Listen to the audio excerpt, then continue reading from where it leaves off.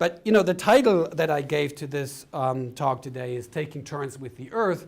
So I'm going to go to the taking turns model. The reciprocity model is, by and large, you could say, it's good when, or it helps when you're dealing with substitutable items, as it were.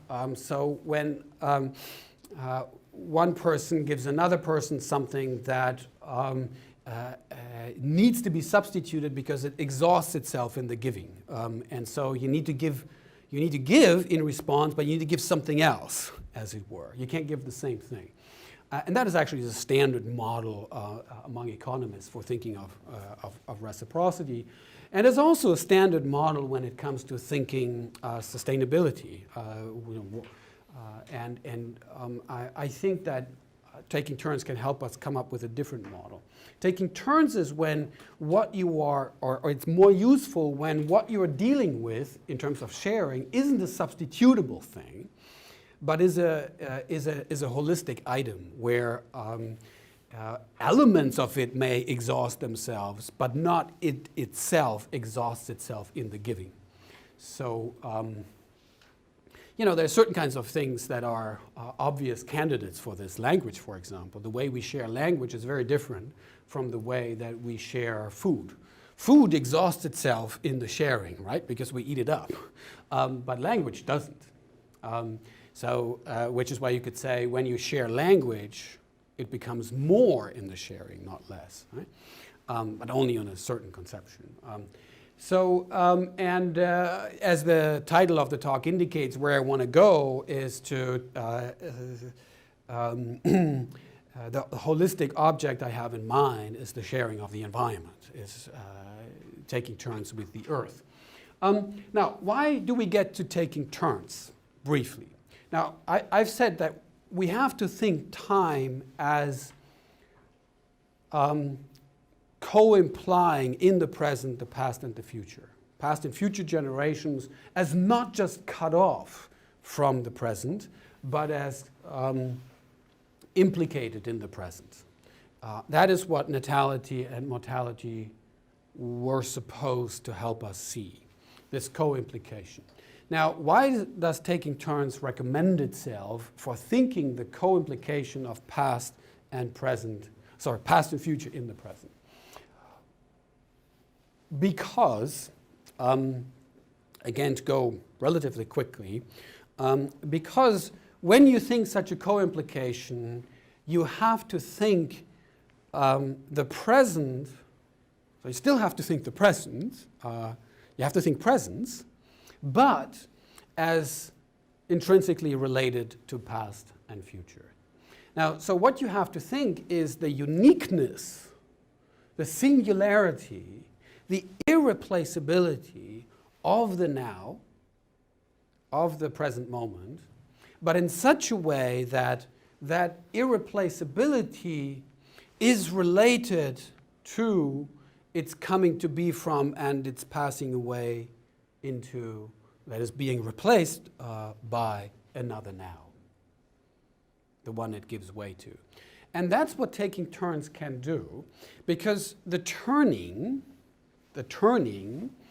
indicates this coming to be and already passing away. That's the turning nature of time. But the turn is that irreplaceability of the present. That's the idea.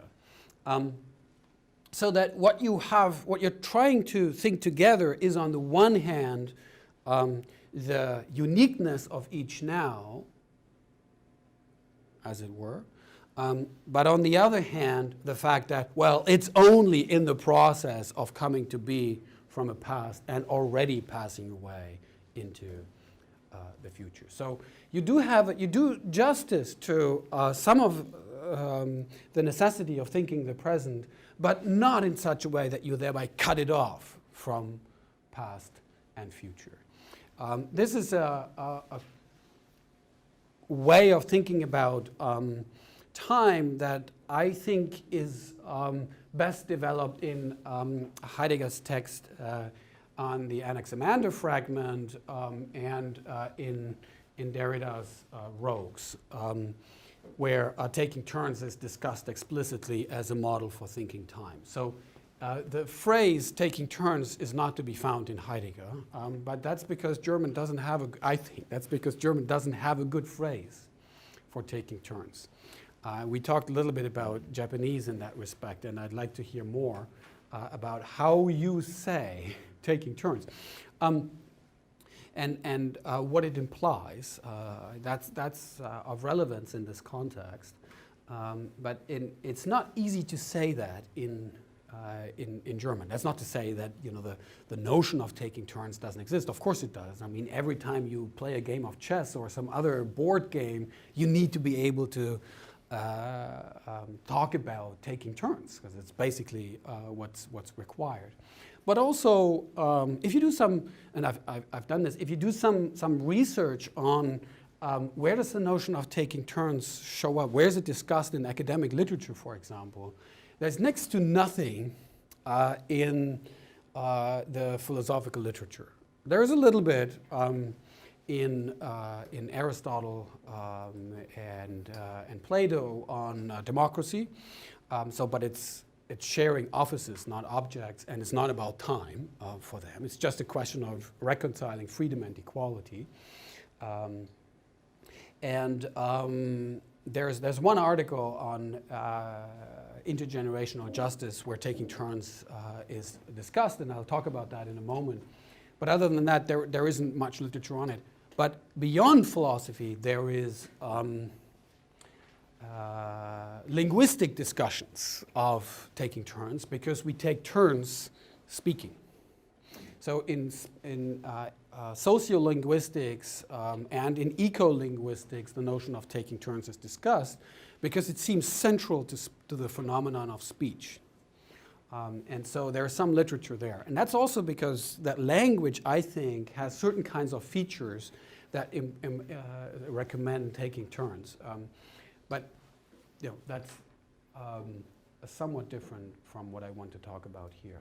So then, if taking turns is a good model for thinking the co-implication of past and future in the present, then could we not develop taking turns in the direction of sharing among generations?